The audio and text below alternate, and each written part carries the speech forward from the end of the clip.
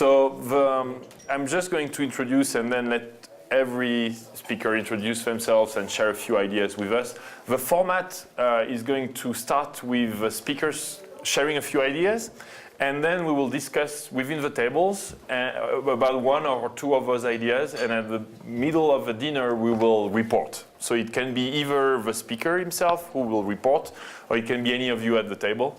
And then I suggest we just go for, given the very nice atmosphere in a small room like this, we can just have a room conversation. Also, as you can notice, this is a session which is private. And I thought it was an idea which could be interesting to have a privacy session on the record, and some of it being actually taped. And if any of you mind, of course, you should tell me.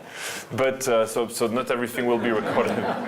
But some of what you say could be posted on the internet with the approval, of course, of a World Economic Forum. Does anybody mind?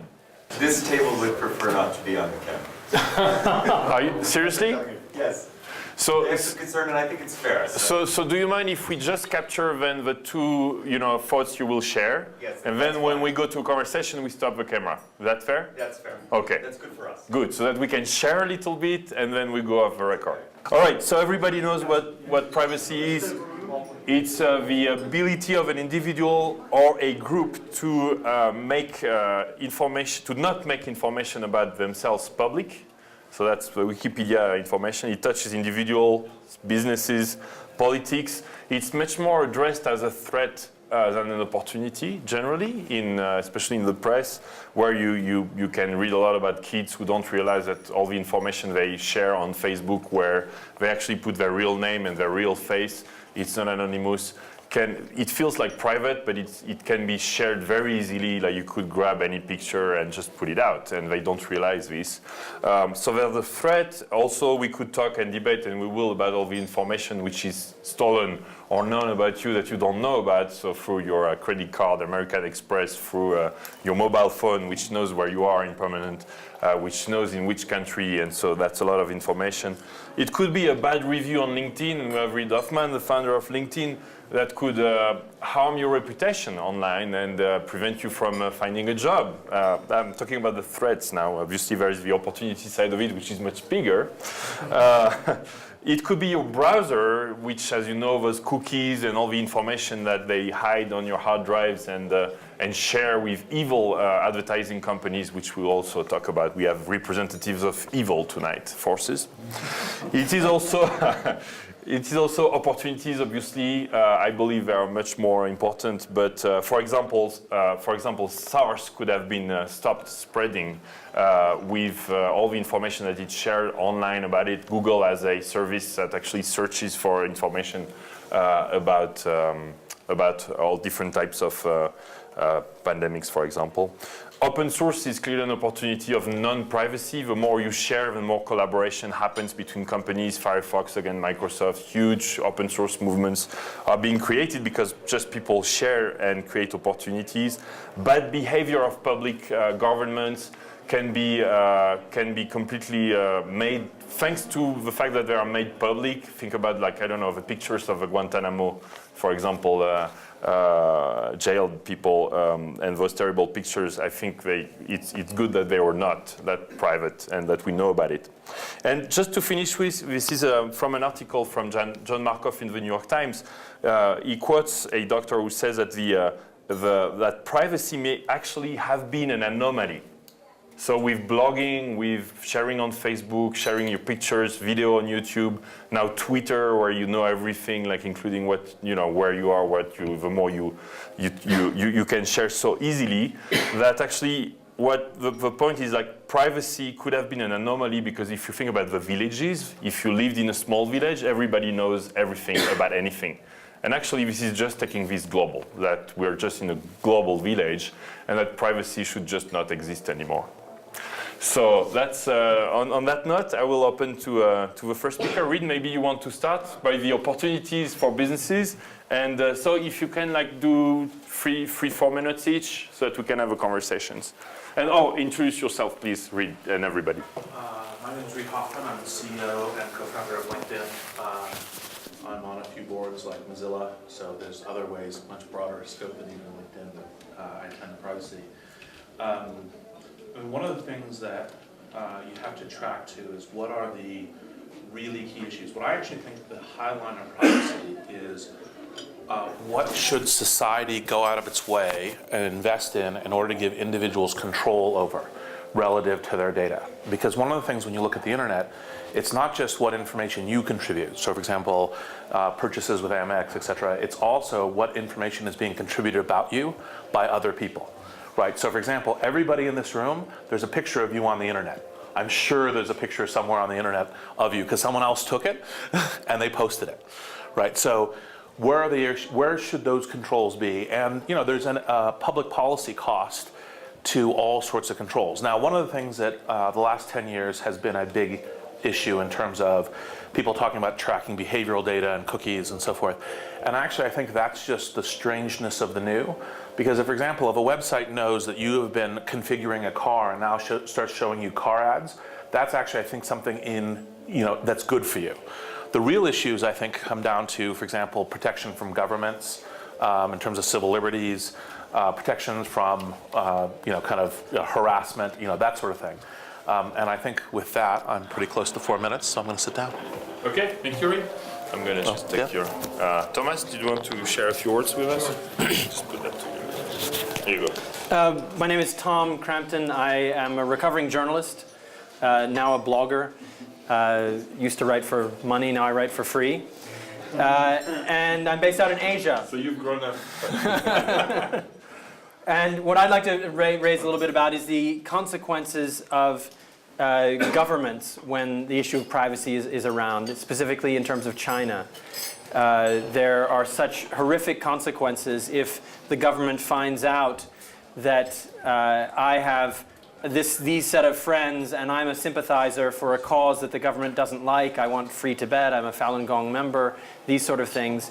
So in China, it makes it very difficult to have an internet of the sort that we have in Western Europe, the United States. And it's just the huge consequences that we have in terms of this loss of privacy. The result in China specifically is that it's very rare that you will find a blogger who is putting themselves forward in the way that a blogger such as me does, or Loic, or many of the other bloggers here. They tend to have discussions much more on bulletin boards. It has consequences in terms of the dialogue and the way that people relate on the internet. And I think that is just something very important to keep in mind. That's about it. All right. Not 4 minutes, but... Oh, thank you. Actually, I was almost too strong on time. Take some more time if you like. David, you want to represent the evil tonight, I think. Oh, the evil. Forces of advertising and... Money, I guess. My name is David Kenny. I run a group called VivaKi, which has a collection of ad agencies. In the world, we spend about $50 billion of our clients' money on media for clients like Nestle and Procter & Gamble and L'Oreal and General Motors and Toyota and Renault. And we are increasingly finding that most people don't want to see most advertising. It's not relevant to them. And so increasingly, not only on the internet, but also on television and in the outdoor space, we're doing everything we can to make sure that people only see things that are relevant to them. And we work with cable companies and satellite companies and people like TiVo to also see which programming you want so that it all works. And actually, we find that customer satisfaction goes up a lot when people are only receiving ads that are relevant to them. And we find the economics also improve because clients are not spending a lot of money advertising to people who the product's just not relevant for. So this notion of relevance of service we think is actually a benefit. The challenge, of course, is that the flip side is abuse, and that's what people are afraid of. I think it's on the fringes. Personalization is generally a good thing. And in my opinion, the question is whether or not we could get to the point of education so that people could know more about how it works and know what their choices are and make wise and informed choices for themselves. Because I think the internet, which has been where I've spent the last 20 years of my life, is all about empowerment. I don't want to lose that. sense of empowerment with some righteous sense of defining privacy at the government level or at a moral level. I think we have to let individuals choose, or the women who need to know about infant formula and the people who need to know about multiple sclerosis won't find it. So I'm a big believer that actually there needs to be an education process as opposed to a regulatory answer here. But as always, I'm open to the debate. All right. Diarmuid Martin, I just want to make sure that your name is pronounced right. Who is the Archbishop of Dublin? I'm the Archbishop of Dublin in Ireland. Before that, I worked for most of my life in the Vatican. Well, the Vatican is a great place for secrecy, which is not quite the same, not quite the same as privacy. I was struck by what you said, that maybe privacy was an anomaly, and you gave the example of the village. But I thought that moving from the village into the city was a sign of modernity, that you could actually escape the control and the pressures. Or when we had the village of the squinting windows, where people looked out at you. I'm not too sure I'd like to go back to the village. What I'd like to ask is, who are the people we would not want to know things about us? And why are we particularly worried about government? If I want to go to the United States, I have to supply information which goes actually be breaking the privacy laws of my own country, almost. And why should I, just to visit the United States, give the United States government my credit card number and my credit card movements? There are areas where you're beginning. People have a lot of worries about governments. Are we worried about advertising managers? Perhaps less. Are we worried about health insurance? Maybe a little bit more. So there are various levels of an area where we really feel we have an area where people shouldn't be prying into that. We live in this strange mixture of a world in which we have a huge amount of data protection laws, and at the same time we want transparency all over the place. And the value of privacy is a value that has to be weighed in comparison with others. If I'm an individual citizen, I'm a little bit worried about my privacy. If I were a public prosecutor, I'd like to get rid of all privacy laws. We have a number of cases in European countries at the moment where there's a huge exaggeration of telephone tapping. And this is all being categorized and collected by police authorities and by governments. So the question I'd ask is, who would we not mind prying into our business, and who we would be a little bit more worried about, and why? And Excellence, just before you stop, you also told us in whole privacy earlier that you had two identities, right? So what is your identity? I have. No, they were saying, you see, somebody said that their daughter uses a false name. I have a name that I use all the time. If somebody stops me on the street and asks me to sign something, probably it's easier, rather than say no and get into a debate, I sign a particular name. Which name? No, thank you. Thank you. And by the way, Jeff Jarvis has a very, very strong voice, so you should all start eating. Can you just just introduce yourself, Jeff. Everybody knows you as a blogger. I'm Jeff Jarvis. I teach journalism at City University of New York. I just wrote a book, plugged, out yesterday, called What Would Google Do? And I blog at buzzmachine.com. My life is an open blog. I've come to love privacy and respect it and find the benefit in it. And I think, I'm sorry, did I say privacy? I mean publicness. That confused the hell out of you, didn't it? I come to love publicness. And privacy is, to me, an overused buzz and fright word these days. And the real issue there is control. That we have control of our identities. We know what's going to be done with it. We have a right to do that. As Reid said, there may be some limits in the expense of that, but that's the real question is control. But publicness has many, many benefits. And my fear of the privacy debate is it will stop us from getting those benefits of publicness. Among those benefits, Flickr. When Flickr started, all other photo services defaulted to private because they assumed we all wanted our photos secret. By making them public, amazing things happened. People met each other through photos, and they created communities around photos, and they did all kinds of things together, and they tagged the photos and did all kinds of magnificent things because it was defaulted to public, or as they say, publicness. I have violated the sacred tenet of all privacy advocates. I've revealed my health online. I have, out of 9/11, I have a heart condition called atrial fibrillation. I'm fine, thank you. But When I wrote about it online, it would seem insane. Why would you reveal this? Well, I've gotten incredible benefit out of this. People have given me advice and links to resources, and I've talked to them about conditions and new research and so on. So publicness has its benefits. Now, we get scared about the youth today because they're revealing so much. If anyone's here is German, my Schwiegergroßvater, my grandfather-in-law, used to always say, you shouldn't say that. No one needs to know that. And it was the highly German view of privacy. Youth today violate that all over. They're on Facebook, they're everywhere, and we follow them where they are.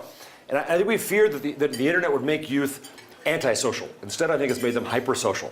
And the internet really is not a medium. The internet is a connection machine. And when you reveal something of yourself, that's when you make a connection. But you cannot make that connection unless you reveal something of yourself. But there's value in that. Transparency was mentioned earlier, and I think transparency is something we expect now, we should expect of. We should expect all the more of. Our government officials, our financial people, business people, and so that becomes an ethic of transparency that I think you discuss in parallel with this idea of publicness. Finally, there's this notion that a blogger named Lisa Rachel in London wrote about ambient intimacy. That in Twitter, which sounds absurd, why do you care what I have for breakfast?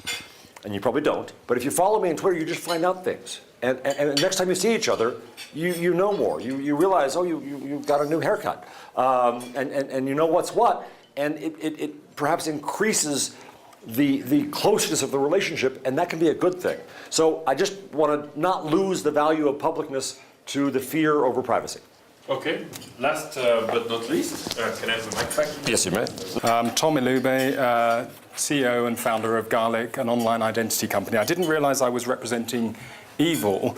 I did know that I was being asked to play an extreme defender of privacy role, because I think the feeling was there might be too much consensus. So I'm going to be a privacy nut for the purpose of this exercise. I think one thing, though, is I have a strong view that privacy is very culturally dependent. From the work we do in trying to protect identities, the attitudes of people in the US, in London, in France, in Germany, are, in India, in Africa, are very, very different. So privacy is a very sort of blunt instrument to use to have this discussion without, and the sweeping statements about privacy is good or bad is just not very helpful without caveating it with, this is the group of people that I'm talking about. Having said that, privacy, I think, is very linked to identity, and one of the emerging issues, and I would say this, wouldn't I, because that's why I set up a company, but one of the emerging issues that we face as a community is what happens to our identities, and the more we reveal about ourselves, the more our identities are available to be used and abused, and there are people whose job it is to use and abuse our identities. There is a growing industry of people who spend their time, literally spend their time, harvesting identities online in order to sell them, in order to apply for credit cards. Well, that's not what we do, but there are people who do this. So, for example, a couple of examples out of London. Chap arrested, a small team arrested not long ago, last week, had managed to harvest about 900 identities and made off with something like £600,000 before they were caught. On Monday, Monster, the recruitment site, was hit in the UK. 4.5 million people's information extracted out of their systems. These aren't lightweight people. I used to be the CIO of a large internet bank, and we saw the transition from people sort of doing this as a hobby, attacking our bank as a hobby, to professional online criminals targeting the bank with a serious purpose in mind. Those same people are now focused on identities because it's easy money. It's easier to target you as individuals than it is to go and target the bank and try and break into the bank. So you're now the target, and the more information you put out there, the easier it is for people to come after your identity. And there's real money in it, and that's why they do it. All right, thank you. So we'll have your report just after the second course, let's say, and we go off the record now. Hello. So we're going to a room conversation. We report table by table, and we have a new speaker who just showed up because he took a nap. Is Robert Scoble, who is the person I know in the world who is sharing the most. And, He's the most public person on earth. So everybody knows when he goes to the bathroom. Everybody knows his cell phone. That's because you Twitter it. Everybody knows his cell phone number. You know, like he's like, you know, you have an RSS feed connected to you, right? Yeah. So what did you discuss here? How do you feel about sharing everything all the time? Well, we talked about a lot of stuff, but I'll start out. I wrote a blog post a week ago, because I just learned I have a degenerative kidney disease, and I learned that if you share stuff that is sensitive, that you get back far more than you give up, right? Because people around the world were saying, I have similar disease, or I have similar dietary restrictions, and here's what I had to do. Here's a doctor you should talk to. Here's et cetera, et cetera. So by giving up your privacy, I wrote the headline was, you're gonna kill privacy yourself, because by giving your life into the system, the crowd helps you out with certain things. That certainly, there still is a line, and that's where we started talking about, you know, if you have a sexually transmitted disease, I doubt you're gonna present that into public view, right? Because I actually think you would. You know what? This guy doesn't, like, don't tell him anything you consider private. I tried. Like, Robert, just don't put this public. Just not that private. You have the videos 5 of the minutes. Google party last year that you haven't put public. See how I respect you. Yeah. You know, Robert, that's in a way that maybe you don't want to know, you know. This is why. And There's so a lot of I debauchery have, and I have proof, actually, you know, to blackmail you for a lot of, you know, years, and that's not, you told me, please, like, don't put this out.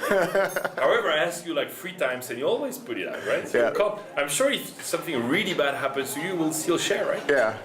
I have pictures of myself in the shower, so there you go. It's out there on the internet. And Don't share that, Robert. they're out there. They're out there. I have 3 naked pictures on the internet of me, and I still got 3 jobs, even after the No, pictures. but how about your cell phone? Like you tweet your cell Yeah. phone all that. And the cell phone number is on the And so it doesn't. Has it rung during See, dinner? that's the proof that nobody cares. They don't call him, actually. Yeah. Yeah, because they'd have to talk to me. And then you talk about them. The other thing is, if you call me, the cell phone is the best identity system in the world, right? Because if you call me, I have your phone number. Now I can call you back at 3 in the morning. Oh, yes. Actually, if I Skype you, that's wrong. But yeah. I don't answer Skype phones, and I won't answer if you don't pass the caller ID. I'll wait for you to leave a message But for do me. you think you're really sick, or everybody should be like you? No, I'm experimenting with the edges here. What's the worst you've shared? Like the most extreme thing you shared? You think? The shower photo. Was that intentional? No, actually, I was on FriendFeed. They have photo memes every weekend. Somebody posts a photo of their high school love or may whatever. not know about friends. Okay, but FriendFeed's like the Twitter you're going to use by the end of the You year. may not know about Twitter either. How many people are not on Twitter here? Come on, admit it. There's a few. How many? Okay. All right. I'm kidding. Keep going. There's a few. You were right. So on FriendFeed, FriendFeed's a system sort of like Twitter, and somebody started doing photo memes where you post something like your childhood photo, and then everybody else posts their childhood photo, and so one of the memes was post what you're doing right now. And I said, well, I'll get them back for that. You know, I'll take a picture of me in the shower because that's what I was doing right then. The thing is, I didn't post it. I just left it on my iPhone because I thought, nah, I probably won't post that one. But Owen Thomas from Ballywag at a party was looking through my photos, found that, and emailed it in like within 10 seconds before I could realize what he did. So he released the photo. But that's a good example of where I did something on my personal devices. I didn't expect it to go public, and it did. And I rode with it. You know, I had a lot of fun with it. But we were talking about like the difference between Twitter, privacy.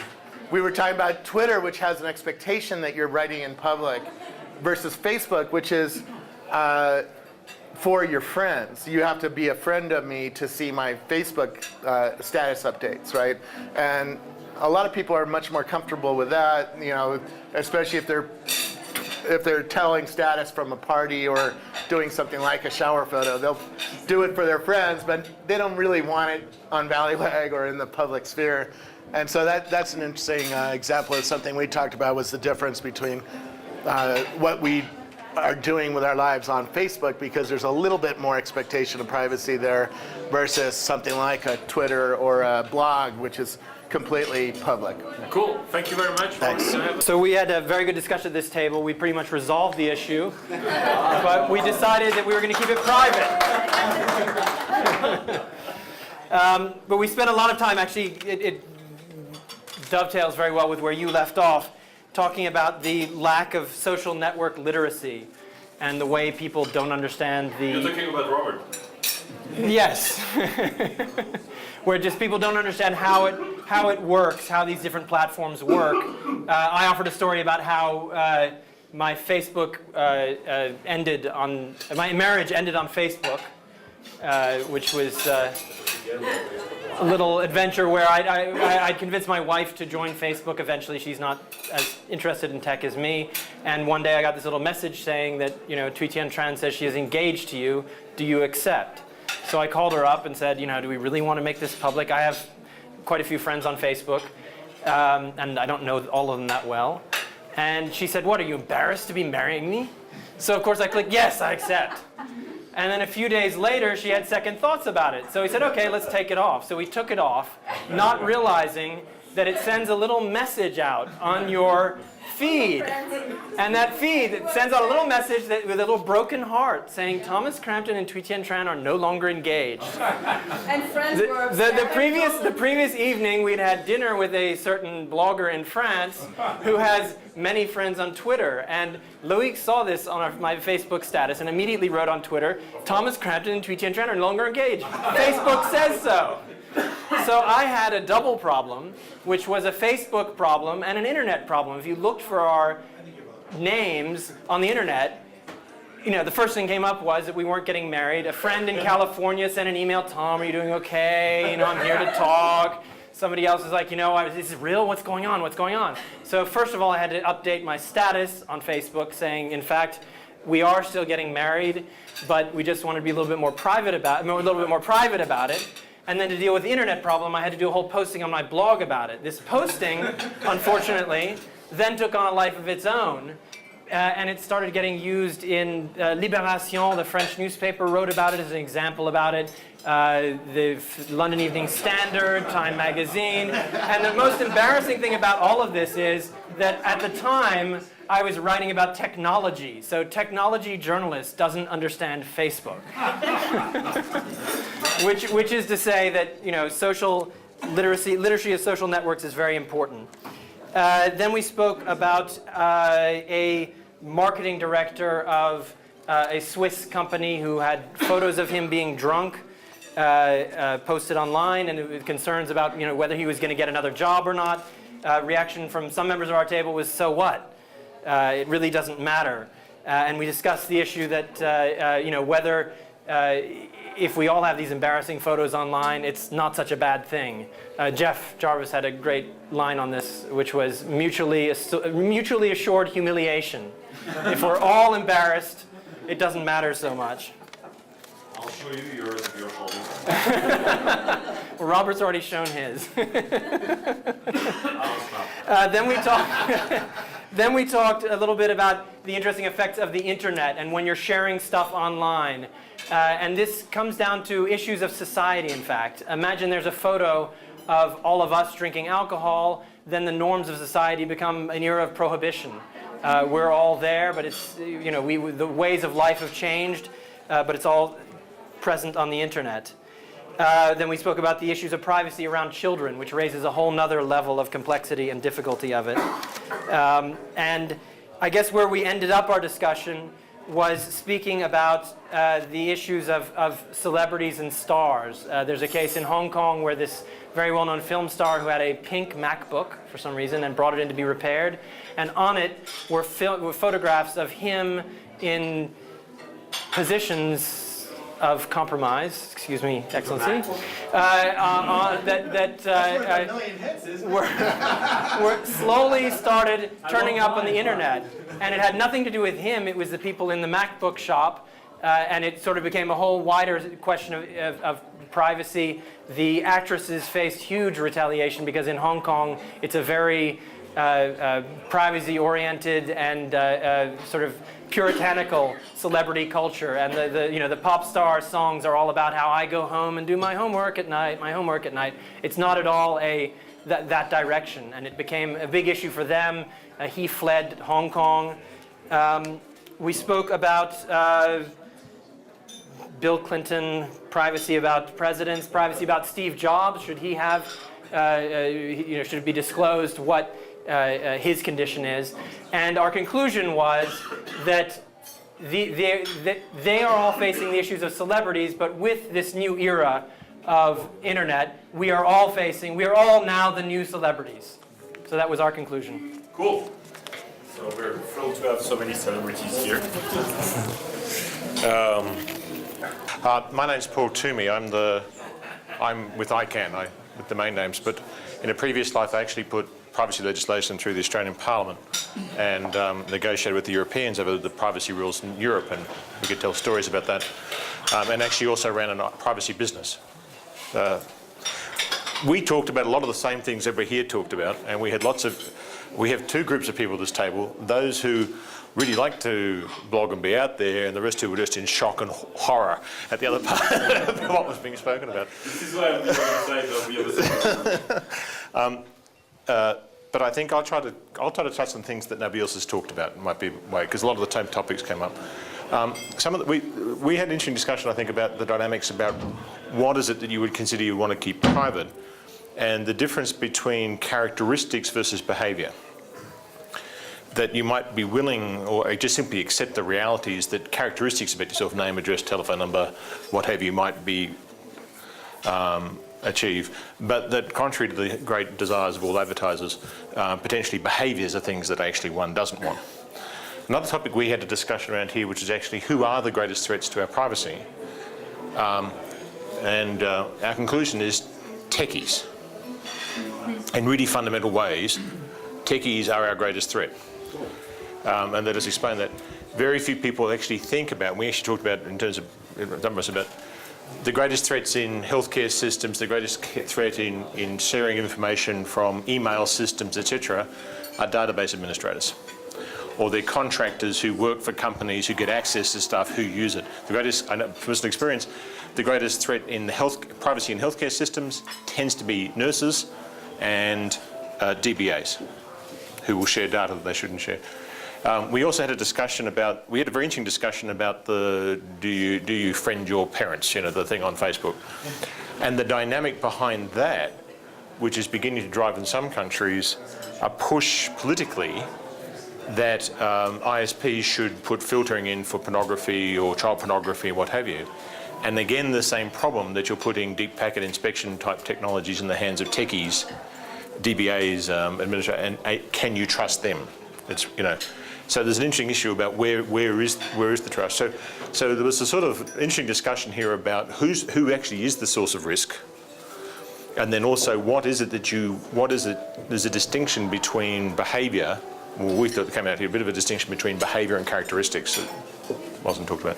And the third one, we actually discussed what would governments do about it. Conclusion was nothing. They won't go any further than they are now, because online business is now real business, and all of this will be seen in terms of trade negotiations. So that what you think is a discussion about trying to change privacy rules internationally will quickly get turned into, this is a form of non-tariff barrier to stop my bank doing X or Y, and you won't get any sort of alignment.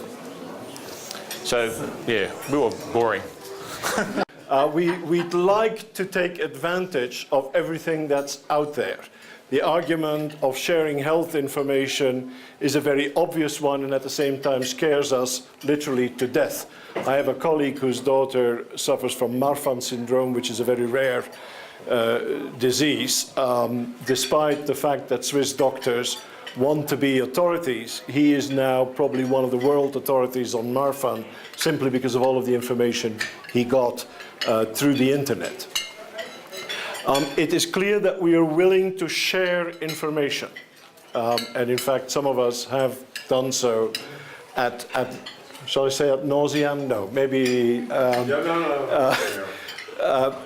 It's also a matter of trust, that we think that those who have access to that information will not abuse it. And clearly that relationship is changing so that some around the table felt that we're actually going to have a massive swing and somehow that all that information that is out there may no longer be available. In an ideal world, we would all like to be in control of what we make available. Some kind of myspace.com where you can say, you can know this about me and this, and then have to, one, come to grips with who will run that. And we'd hope it's not the government, although we recognize the government also plays a role in there.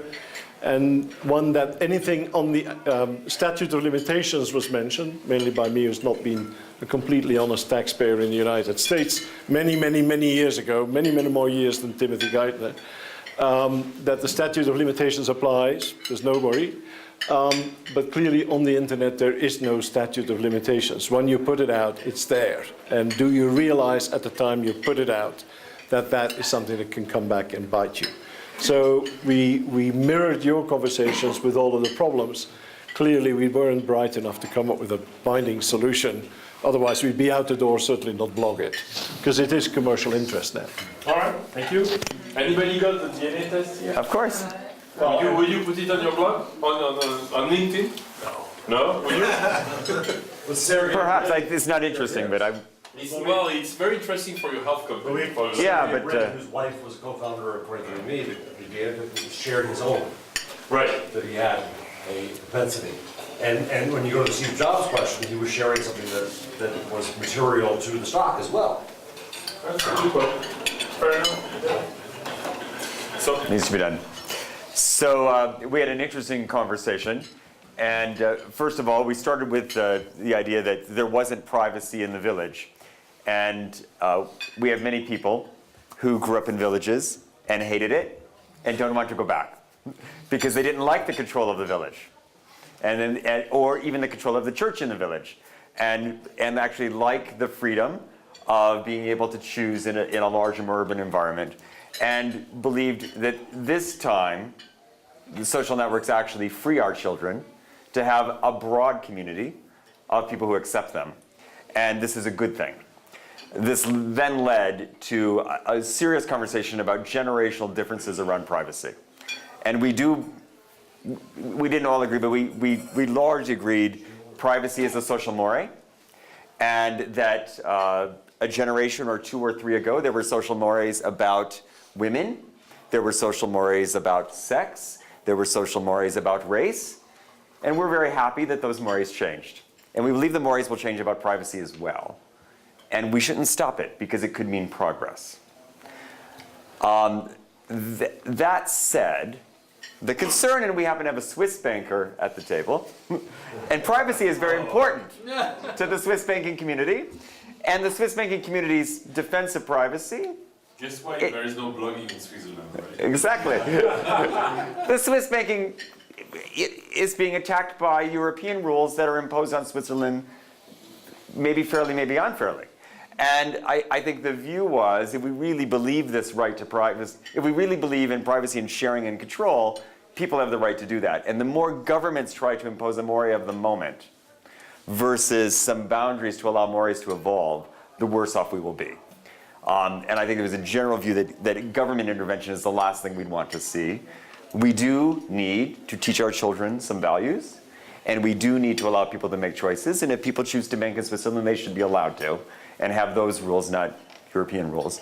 And if people choose to share things, they can, and if people choose not to, they should not. But it needs to be a matter of mores and personal value rather than something that's imposed by an institution. So Cool. that's where we came at. And so we have a story here from European YouTube. What's your first name? You got your cell phone, Paulo? Pablo? Paulo. You have the so you got invited to Davos because of your YouTube contribution, right? Yeah. And how did they find you? You're on YouTube, so you don't mind, right? Yeah, it was. 100,000 views on it. Well, what's your clip amongst the 5,000 my son sees every day? So no, but just, so Paulo, explain. So you won a ticket to Davos, basically, Yeah, right? Because of your YouTube videos? yeah, that's right. Well, Tell your story. more than the ticket and its material value. What I won was the opportunity to attend the World Economic Forum as a YouTube reporter, and I guess. What you wanted to ask me was how is privacy here related? Yeah. I never gave my cell phone in any way, and what happened was they woke me up one morning, a foreign language speaking to me on the phone. Just a second ago, I was dreaming, and it was really confusing and quite scary. How did they get to me? I never, gave my cell phone, and obviously. Matthias, or? Yeah, Matthias. Matthias, you could have called at a decent hour. It's true. And yeah, I never understood how they got my cell phone, and then it turned out they got it from another page, a MySpace page where I have posted, the number. What's your take on privacy? I personally don't see any problems really. Like, it's not problematic for me to know if this is wrong or right in terms of our behavior. I think for me it works pretty much the same as it works here in what we call social reality. They stole in the internet. Of course, it's wrong just as it's wrong in here. But the problem that I have is what's the nature of the internet. What's the difference between that and this thing that we call like reality? What is still working the same way, and what's different? Because if we understand what the internet is, then we won't have any problems on knowing how to react around it or with What are it. your videos on your YouTube channel? What are you video blogging about? Here at No, in general. no, I don't have a blog. No. No, on YouTube, I mean. No, I you don't do YouTube? No, well, I have a channel, but it's not, sort of under a coherent idea or something now. Why did you do the YouTube, the Davos? Yeah, why did you win? Why did you make it? Why did you win? Well, Did you know someone, or? That's you. no, I sort of stumble.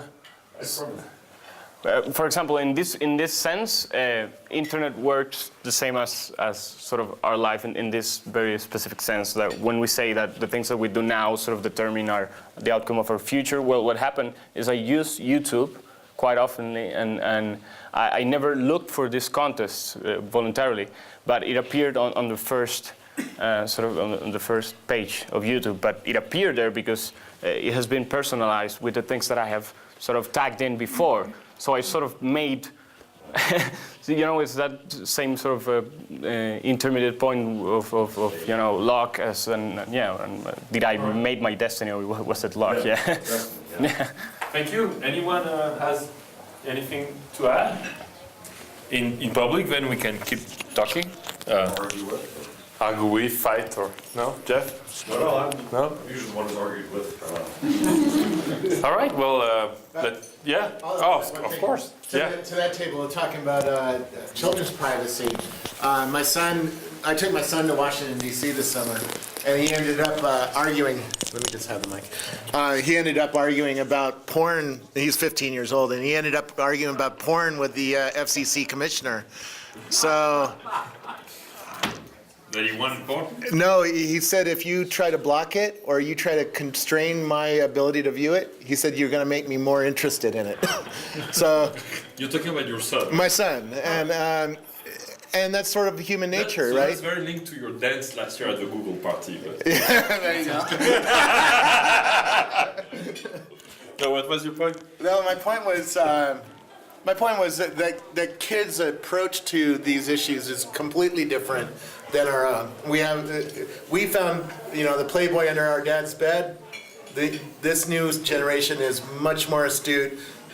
The reason he ended up arguing with the FCC commissioner, he went to a porn site when he was 7 years old with a group of friends because a teacher told him not to go to whitehouse.com, which back then was a porn site, right? And that's sort of funny. But one of the kids who was 7 years old knew how to erase the history and knew how to erase the cookies from the browser so that their parents wouldn't find out. And that's how astute this new generation is about how these technologies work and how astute they're going to be with talking about a new realm of privacy that we are not astute with. They don't care about privacy, but they want total public... How many of us have teenage children? Any stories about shock or surprise about what they do, or teaching them or talking to them or anything at all? Not that that tell us. I'm not worried about them, I'm worried about others.